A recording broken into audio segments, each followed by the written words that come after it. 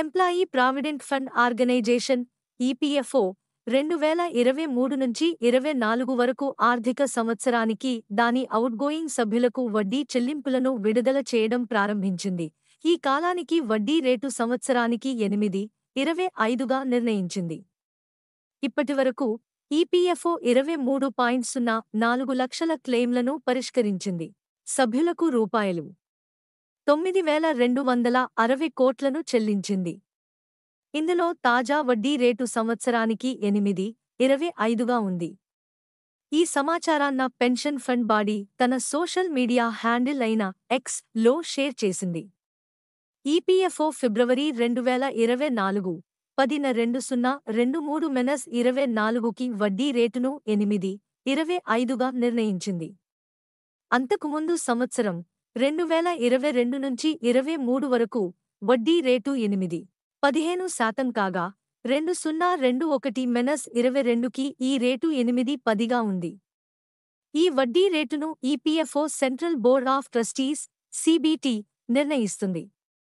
ప్రస్తుత అవుట్గోయింగ్ సభ్యులకు వారి చివరి ప్రావిడెంట్ ఫండ్ సెటిల్మెంట్లలో భాగంగా 23,04,516 క్లెయిమ్లకు గాను మొత్తం రూపాయలు 9,260,35,488 మేర సవరించిన రేట్ల కింద వడ్డీని చెల్లిస్తోంది. వడ్డీ రేటు ఎలా నిర్ణయిస్తారు?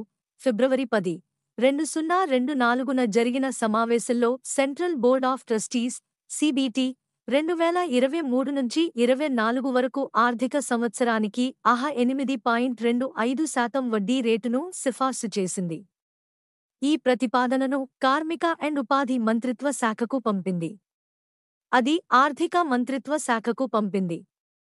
2024 మే 6న ఆర్థిక మంత్రిత్వ శాఖ 8.25% రేటును ఆమోదించింది.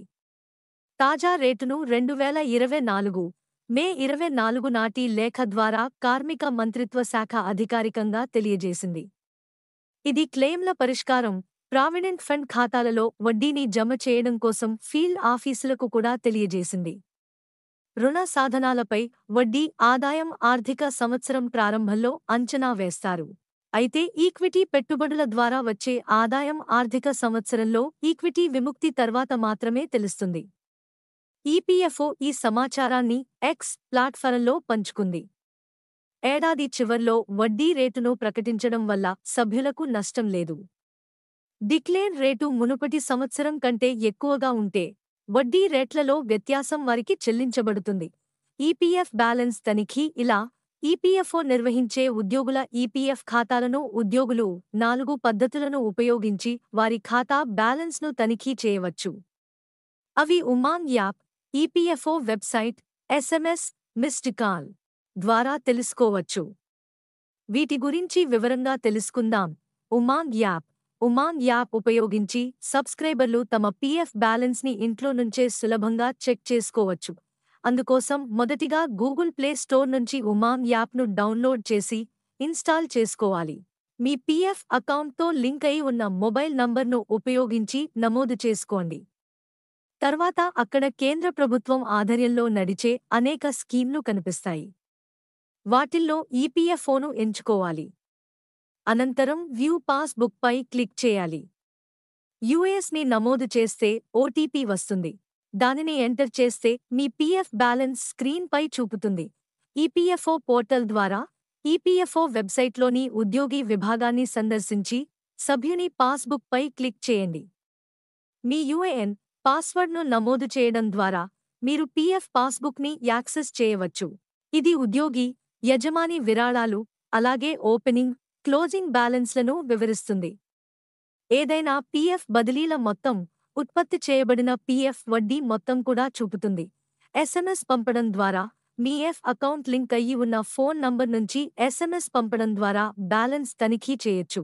అందుకోసం యుఎన్ఎఫ్ఓ అభ్యర్థించిన భాషలోని మొదటి 3 అక్షరాలు ఎన్ చేసి 7738299899కి ఎస్ఎంఎస్ చేయాలి.